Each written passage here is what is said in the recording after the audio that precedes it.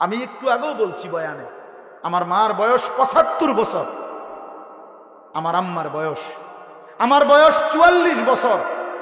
আমি আজকে ২১ বছর ওয়াজ মাহফিলের এই জিন্দিগি আমার, আলহামদুলিল্লাহ। আমার ৪টা সন্তান আছে বাবা, আমার 4টা ছেলে মেয়ে আছে।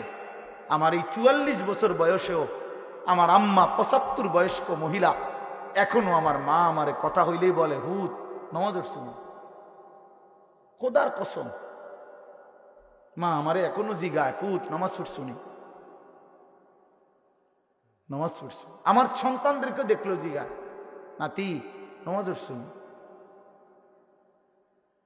আমার মা আমারে আজও বলে, হুত কত হানে ওয়াজে যাও, মানুষের লোকে চাইও টাকা পয়সা লইয়া, কি করো না, কষ্ট দিও না, ঝামেলা করো না।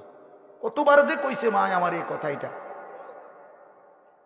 শতবার কইছে মা আমারে আমার এই জীবনে।